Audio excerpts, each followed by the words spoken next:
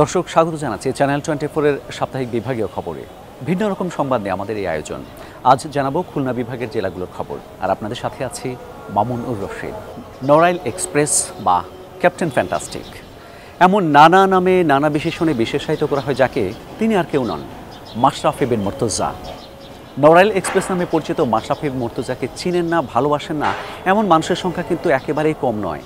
কিন্তু এসব কিছুর পরও তার একটি পরিচয় ছাপিয়ে গেল সবচেয়ে বেশি পরিমাণে, সেটি হচ্ছে তার রাজনৈতিক পরিচয়। 5 অগাস্ট রাজনৈতিক পট পরিবর্তনের পর, আওয়ামী লীগ সরকার পতনের পর আক্রোশের শিকার হয়েছেন সেই মাশরাফি বিন মুর্তজাও, যিনি অনেক ক্রিকেটারের কাছে স্বপ্ন, যিনি অনেক ক্রিকেটারের অনেক বেশি আত্মবিশ্বাসের একটা মাধ্যমও বটে। সেই মাশরাফি বিন মুর্তজা আক্রোশের শিকার হয়েছেন, রাজনৈতিক হামলার শিকার হয়েছেন। তার স্বপ্নের বাড়িটি কয়েক দফা ভাঙচুর লুটপাটের পর পুড়িয়েও দেওয়া হয়েছে।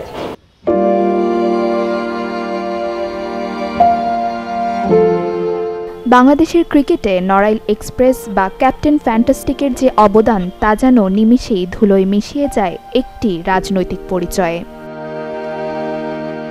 বিশ্ব ক্রিকেটে মাথা উঁচু করে বিজয় ছিনিয়ে আনার স্মারক ট্রফিগুলো যেখানে কালের সাক্ষী হয়ে থাকার কথা, সেগুলোই কিনা আক্রোশের কেন্দ্রবিন্দুতে পরিণত হলো।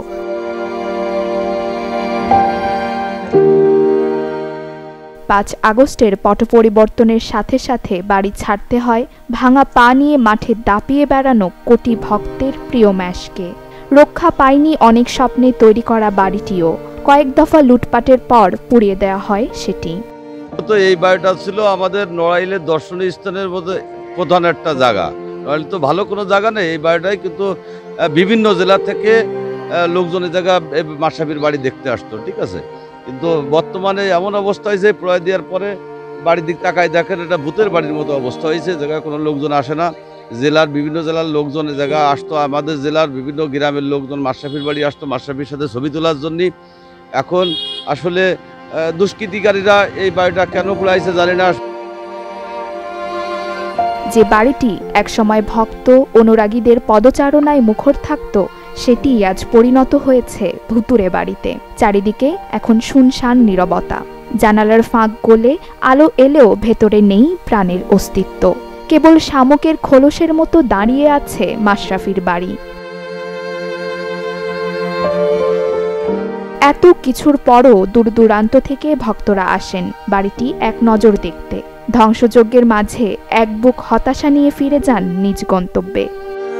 উনি তো ইয়াং ছিল, উনি তো আর বয়স্ক ছিল না, যেহেতু ছাত্র আন্দোলনটা ছাত্রদের, উনি তো ছাত্রদের পক্ষে একটা কথা বলা দরকার ছিল। ওনার বাবা ব্যাকগ্রাউন্ড তেমন ভালো ছিল না, এজন্য বাড়িতে ভাঙচুর করেছে। অনেক বাইরের দেশ থেকে, বাংলাদেশ, সারা বাংলাদেশ থেকে এখানে আসতেন মাশরাফি বিন মুর্তজার বাড়ি দেখতে, কিন্তু এখন আর ওরকম কোনো মানুষ এখানে আর আসে না। এটা শুধু নড়াইলেরই সম্পদ ছিল না, এটা ছিল বাংলাদেশের একটা সম্পদ। এই বাংলাদেশের সম্পদকে এক শ্রেণীর কুচক্রী মহল এই সম্পদটাকে ধ্বংস করেছে। এখন আমরা আর আগের মতন এসে দেখাও করতে পারি না। এখন বাইরেতে যারা আসে তারাও আইসে এরকম খারাপ অবস্থায় দেখে যাচ্ছে। আমাকে নড়াইলের একটা গর্ব ছিল, সেটা এখন আর আমরা গর্বভাবেও বলতে পারছি না যে এটা আমাদের মাসির বাড়ির বাসা। যদিও বাড়ি পোড়ানোর ঘটনায় অভিযোগ উঠলেও মানতে নারাজ বিএনপি। গম চাল কিভাবে আসতো সেটা এমপি সাহেব জানেন না, কিন্তু তার বাবা জানতেন। বিভিন্ন লোকের সাথে চাকরি বাকরির অর্থনৈতিক সমস্যা ছিল, সেই সব পুঞ্জীভূত ক্ষোভ আগুনের মতো দাউ দাউ করেছে বাংলাদেশে। এই ছাত্র সমাজ এবং মাইসপাড়া ইউনিয়ন সহ গ্রাম থেকে এসে মানুষ তাদের বাড়িতে আগুন ধরেছে, এর সাথে আমরা কেউ জড়িত নয়। প্রিয় ম্যাচের আলো ঝলমলে বাড়িটির এমন করুণ দশা মেনে নিতে পারছেন না নড়াইলবাসী। Desk report, channel 24।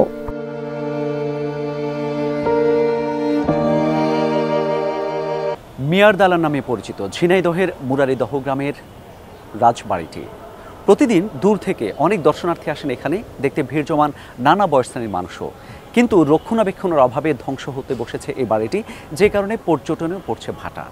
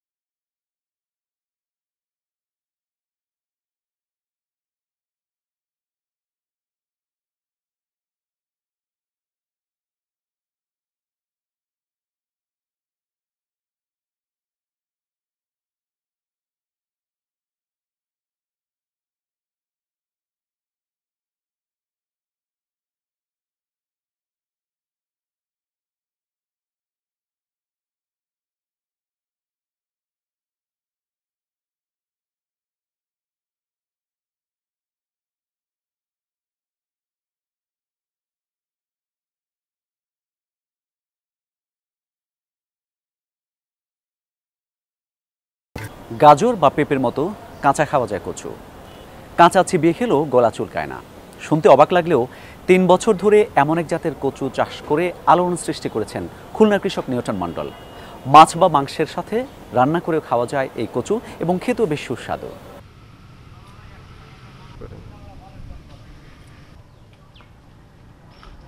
আমার নাম হচ্ছে নিউটন মণ্ডল। এটি আছে খুলনা জেলা ডুমুরিয়া উপজেলা সলুয়া ব্লক। গ্রামের নাম আছে ঘুনামাদারডাঙ্গা। এই কচুটা আমি 3 বছর আগে ধরে লাগাচ্ছি, এই থাই অগ্নিশ্বর। এই কচুটা আমি যত কচু নিয়ে নাড়াচাড়া করেছি সব থেকে আমার কাছে একটা বেস্ট কচু আছে থাই অগ্নিশ্বর। এটার স্বাদ মানে বলে শেষ করা যাবে না, এত স্বাদ এই কচুটার। এই কচুটা কাঁচা খেলেও মনে ওই যেমন আছে খাজুরের মাটি খাজুর নারকেল এই মাটির মতো মনে হয় যে খাওয়া হয়ে যায়। এইটা হচ্ছে উঁচু জায়গায় লাগাতে হবে, যে সমস্ত জায়গায় হালকা ছায়া থাকে এ সমস্ত জায়গায় চাষ করলেও একটা কচু 1 বছরে 10 থেকে 12 কেজি হয়। তাই একটা কচুর পার পাইকারি রেট আছে 50 থেকে 60 টাকা পাইকারি 1 কেজি কচুর রেট আছে। একটা কচুর সর্বনিম্ন 500 টাকা বিক্রি হয়। তা এই কচুটার চারা তৈরি করতে গেলে আরেকটা বড় বিষয়, এর চারা হয় না, এর হচ্ছে কচু কেটে আলুর মতো পাতায় হচ্ছে চারা বানাতে। এই জন্য এর একটা চারার দাম হচ্ছে 50 টাকা। কুমিল্লার থেকে আমার এক ভাই নিছে গত 15 দিন আগে, উনি 1000 চারা নিছে আমার কাছে 50,000 টাকা দিয়ে। এই কচুটা এত সুস্বাদু, যেমন যে কোনো মাংস এদের রান্না করলে কোনো আঁশ নেই এর ভিতরে। আর এই কচুর বৈশিষ্ট্য যেমন আছে, আপনারা যেমন কাঁচা সালাদ হিসেবে যদি মাখায় খাওয়া হয় তাও আছে কোনো সময় গাল ধরবে না, কাঁচাও খাওয়া যাবে। আর এর ভিতরের কালারটা যে এত সুন্দর কালার, ক্রিমের মতো একটা কালার। আমি 600 পিস চারা দিছিল প্রদর্শনী হিসেবে একটা প্লট। তা দুর্ভাগ্যর বিষয় ওই সেই চারা আছে আমি সব কচু বাইরে বিক্রি করতে পারিনি, সব আমি চারা তৈরি করেছি। আমি ওই কচু কেটে চারা তৈরি করেছি। আমি এই পর্যন্ত চারা বিক্রি করেছি, এটি আছে প্রায় 3000-এর মতো চারা বিক্রি করেছি। আর আমার কাছে এখনও স্টিল রয়েছে প্রায় 1000 চারিকের মতো চারা আমি রেডি করেছি এই থাই অগ্নিশ্বরের। এই থাই অগ্নিশ্বরও একটা ভালো উচ্চ মূল্যের কচু। এটাও চাষ করলে আমার যেহেতু আছে একটা কচু চারার দাম যদি 50 টাকা হয়, তাহলে 1000 কচু যদি লাগানো হয় 33 শতক 1 বিঘা জায়গায় ও কচু লাগে আছে 1400-র মতো থাই অগ্নিশ্বর। তা 1400 কচু চাষ করলে ওখানে খুব ব্যয়বহুল একটা চাষ, মানে চারার দামটা একটু বেশি হয়ে যায়। তো তাতে 1400 একটা কচু 500 টাকা করে যদি আপনার 1 বছরে বিক্রি হয়, তাহলে 1000 কচু যদি 1400 কচু 33 শতকে লাগানো হয়, তাই এটা আপনারাই হিসেব করে মেলেন। থাই অগ্নিশ্বর কচুটা এটা 12 মাসই চাষ করা যায়। এর কোনো জীবন বিচ্ছিন্ন মানে নেই যে এই মাস ওই মাস, এর কোনো মাসের কোনো ভেদাভেদ নেই, যে কোনো সময় এই কচুটা লাগানো যায়। এটা যেমন ওই লাগানোর সময় হচ্ছে ওই ভার্মি কম্পোস্ট সারটা আছে, গোবরের সার, ভার্মি কম্পোস্ট, মুরগির লিটার, এগুলো দিয়ে সুন্দর করে মাদা করে একটা কচুর থেকে একটা কচু 2 হাত করে লাগাতে হবে। এভাবে লাগাই দিলে 1 বছর পরে 3 মাস অন্তর ওই কচুটি যদি সার দেওয়া হয়, তা 10 থেকে 15-20 কেজি পর্যন্ত ওই কচু একটা হয়ে যায়। এই কচুটা যাদের ঘের আছে, ঘেরের আইলির পদ্মেও আছে লাগানো যায়। আর ফ্রন্ট জমি যে সমস্ত ছায়াযুক্ত স্থানে, আমার এই অনেক জায়গা আছে ছায়া, সেখানে কোনো ফসলই হয় না, ওই থাই অগ্নিশ্বর কচুটা সেই ছায়ার ভিতর দিয়েও কিন্তু খুব ভালো হয়। কিন্তু এই কচুটা আছে নিচু, মানে পানি বাদলেই সেখানে লাগানো যাবে না, যেখানে পানি না বাঁধবে সেই সমস্ত জায়গা নির্বাচন করে থাই অগ্নিশ্বর কচুটা লাগাতে হবে। আমার এই থাই অগ্নিশ্বর আমি সর্বোচ্চ পাইছি আছে 20 কেজি পর্যন্ত। কাঁচা কচু যে এত ভালো লাগে আমি আগে কোনো দিন খাইনি, এবং এতে খুবই স্বাদ, খুবই মজা লাগে। গোশ বা আলু দিয়ে রান্না করলেই এর থেকে আরও বেশি ভালো লাগবে। খুবই ভালো স্বাদ, আমি আগে কোনো দিন খাইনি, খাইয়ে খুবই মজা পাইছি বা স্বাদ লাগেছে খুবই। নানা প্রতিকূলতার মধ্যেও দেশের ক্রীড়াঙ্গনে অবদান রেখে চলেছে কুষ্টিয়ার বাসার ক্রিকেট কেয়ার একাডেমি, যেখান থেকে উঠে এসেছে জাতীয় পর্যায়ের বয়সভিত্তিক বিভিন্ন দলের ক্রিকেটাররা। 2004 সালে যাত্রা শুরু করা এই প্রতিষ্ঠান থেকেই জাতীয় দলে অবস্থান তৈরি করে নিয়েছেন এনামুল হক, বিজয়, মিথুনদের মতো ক্রিকেটাররা। অনেকদিন ক্রিকেট খেলে বাংলাদেশ ক্রিকেট দলের অন্যতম সফল অধিনায়ক হাবিবুল বাশার সুমনের নিজ হাতে গড়া কুষ্টিয়ার বাসার ক্রিকেট কেয়ার একাডেমি 2004 সালে যাত্রা শুরুর পর থেকে এই একাডেমি থেকে দক্ষ ক্রিকেটার হিসেবে গড়ে উঠেছে অনেকেই। তারকা ক্রিকেটার এনামুল হক, বিজয়, মোহাম্মদ মিথুনের হাতে খড়ি এই একাডেমি থেকেই। বর্তমানে অনেক প্রতিভাবান ক্রিকেটার রয়েছেন যারা বয়সভিত্তিক জাতীয় দলে, জাতীয় লীগ এবং বিভাগীয় দলে অংশ নিচ্ছে। এই লক্ষ্যে নিজেদের ফিটনেস ধরে রাখতে কঠোর অনুশীলন চালিয়ে যাচ্ছেন তারা। একটা ক্রিকেটার হইতে হলে আপনার ফিটনেস 100-100 থাকতে হবে। তো আমরা প্রতি বছর এরকম কঠোর পরিশ্রম করি। বাসার ক্রিকেট কেয়ার একাডেমি আয়োজিত আমাদের রিপন ভাইয়া থাকে, ডিভিশনাল হেড কোচ সাইফ ভাই থাকে, ডিস্ট্রিক্ট কোচ, ওনাদের উদ্যোগে ওনাদের আয়োজনে বাসা একাডেমির সুন্দর একটা পরিবেশ পেয়ে আমরা আমাদের ফিটনেসটা আপার লেভেলে নিয়ে যেতে চাই। টপ লেভেলে ক্রিকেট খেলতে হলে ফিটনেসটা অনেক ইম্পর্টেন্ট। এই ফিটনেস ক্যাম্পটা বিগত 10 বছর ধরে চলতেছে। আলহামদুলিল্লাহ আমি জয়েন করছি 5 বছর, বাট আমি 5 বছরে যতটুকু কাজ করছি এখানে সবসময় আমার ডেভেলপ হয়েছে। আমি এই থিংটা নিয়ে মানে পজিটিভ থিং ইউজ করি সবসময়। পুরুষের পাশাপাশি নারী ক্রিকেটাররাও রয়েছেন একাডেমিতে, তাদের স্বপ্নও যেন আকাশ ছোঁয়া। কার্যক্রম অনেক ভালো। এখান থেকে 2টা মেয়ে ন্যাশনাল, 2টা আপু ন্যাশনাল টিমে খেলতেছে, 19 আছে, এজ লেভেল আছে, তারপরে ডিভিশন লেভেলে আছে, অনেকে আছে। তো এখান থেকে আমার মানে ভালো কিছু পাওয়ার একটা আশা আছে। বাসার ক্রিকেট কেয়ার একাডেমি একটি নির্ভরযোগ্য প্রতিষ্ঠান, তাই এই একাডেমির প্রতি আস্থা অভিভাবক ও স্থানীয় ক্রীড়া সংগঠকদের। ফিটনেসের যে অভাব রয়েছে, ব্যাপকভাবে দেখা যায় খেলোয়াড়দের ফিটনেস নাই, মাঠে যায় তারা দুর্বল হয়ে যায়।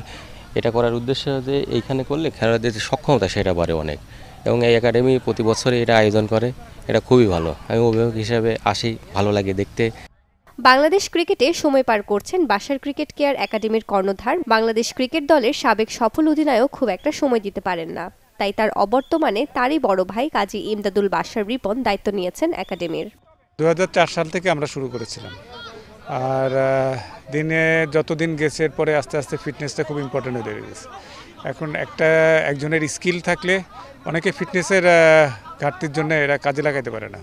তো আমাদের এখানে এই জন্য ফিটনেসটা খুব জোর দেওয়া হয়েছে, এবং আমাদের প্রতি বছরই আমরা 15 দিনের একটা ফিটনেস ক্যাম্প করি।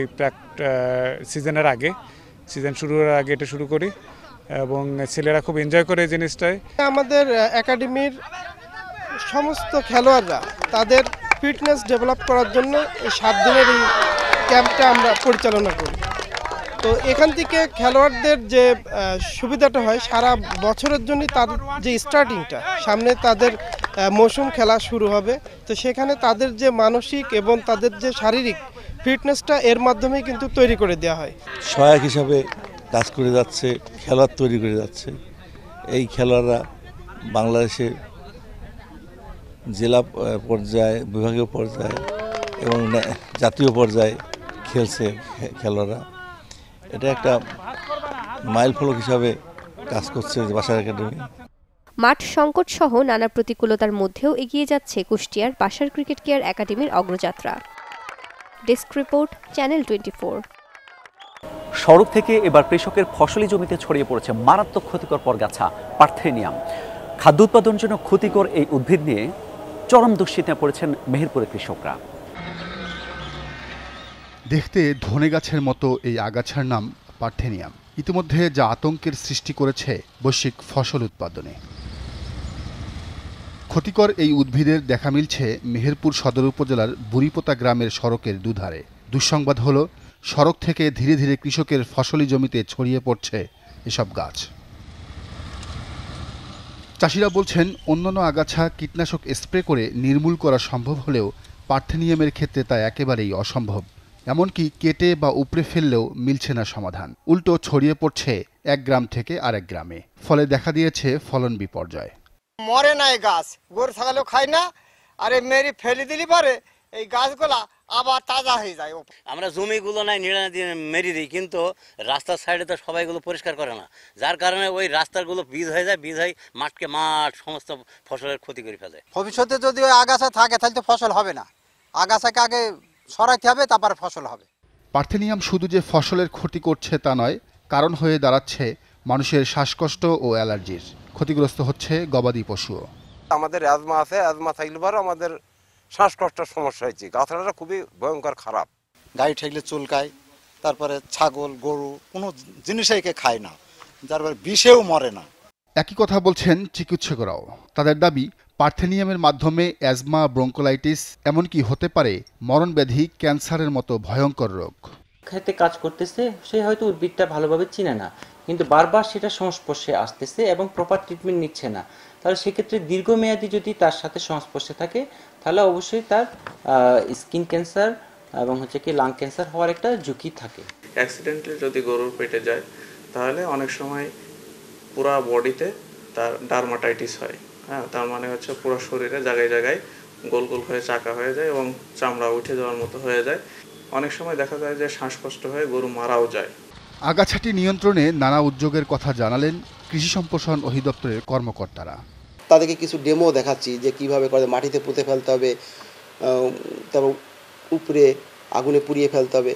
এইসব যদি ব্যবস্থা আমরা নিতে পারি তাহলে এটা মোটামুটি আমরা কন্ট্রোলে রাখতে পারবো। শুধু মৌখিক আশ্বাস নয়, বিষাক্ত এই আগাছা নির্মূলে বাস্তবধর্মী পদক্ষেপ চান কৃষকেরা। Desk report, channel 24। দুধ দিয়ে গোসল করে 6 বছরের সংসার জীবনের ইতি টানলেন চুয়াডাঙ্গা সবুজ। 8 বছর প্রেম করে বিয়ে করার পর 1.5 বছর পরে শুরু হয় অশান্তি। দীর্ঘদিন ধরে ছিলেন মানসিক যন্ত্রণায়, শেষ পর্যন্ত দুধ দিয়ে গোসল করে বলছেন এখন থেকে মানসিক যন্ত্রণার মুক্তি মিলল তার। একটা অনুরোধ থাকবে না, প্রেম করে বিয়ে না করে, এই জন্য আমার দুধ কিনে গোসল করে শুদ্ধ হয়। 8 বছর প্রেমের পর বিয়ে। শুরুতে সুখে শান্তিতে থাকলেও বিয়ের 1.5 বছর পর থেকেই শুরু হয় অশান্তি। 6 বছরের মাথায় সংসার জীবনের ইতি টেনে 1.5 মণ দুধ দিয়ে গোসল করেন চুয়াডাঙ্গা রুদ্রনগরের সবুজ মিয়া। নিজেকে শুদ্ধ করার ব্যতিক্রমী এই চেষ্টা দেখতে ভিড় করে গ্রামবাসী। সবুজ আরও জানান, বিয়ের পর ভালোই চলছিল তাদের সংসার, কিন্তু বিপত্তি বাধে যখন স্ত্রী আলাদা বাসা নিয়ে থাকতে চায়। 6 বছর আগে প্রেম করে বিয়ে করছিলাম। বিগত 6 বছর সংসারে 4 বছর সুন্দর মতো সংসার করছি। তারপর এখন থেকে আমার 2 বছর থেকে আমি মানসিক অশান্তিতে ভুগছি, বিভিন্ন রকম অত্যাচারের নির্যাতনের শিকার হয়েছি, যার কারণে বউয়ের হাত থেকে কালকে মুক্তি পাইছি। মুক্তি পেয়ে আমি দুধ দিয়ে শুদ্ধভাবে গোসল করে নিই, পাপ মুক্ত হচ্ছেন যে আমি আর জীবনে ভুল কাজ করেছি, আর ভুল কাজ করবো না, আর প্রেম করে আর জীবনে কোনো বিয়ে করবো না। আমার ভাই বিরাদার, ছোট ভাই বিরাদার যারা আছে এদেরকে আমি করতে দেবো। স্থানীয়রা জানান, দীর্ঘদিন যাবৎ মানসিক অশান্তিতে ভুগে অবশেষে মুক্তি পেয়েছে সবুজ। ভালোবাসার কারণে তার 6 বছরের সংসার, 2 বছরের অশান্তিতে মানসিক ভুগছে। এরকম ভুল কাজ যাতে কেউ না করে। বাপ মা না জানি ছেলে বিয়ে করে প্রেম করে সংসারে খুব অশান্তি। বউ একদিন থাকলো, থেকে এখন সে বউ নিজে মনে গিয়ে বাপের বাড়ি গিয়ে ছেলে তালাক দিয়ে দিয়েছে। সবুজ মিয়া চুয়াডাঙ্গা জেলার দর্শনা থানার রুদ্রনগর গ্রামের মোহাম্মদ মিন্টু মিয়ার ছেলে। Desk report, channel 24। দর্শক, এই ছিল চ্যানেল 24-এর সাপ্তাহিক আয়োজন বিভাগীয় খবরে। আগামীতে ভিন্ন আঙ্গিকে ভিন্ন স্বাদের নতুন নতুন গল্প নিয়ে হাজির হব আপনাদের সাথে। ততক্ষণ ভালো থাকুন, সুস্থ থাকুন।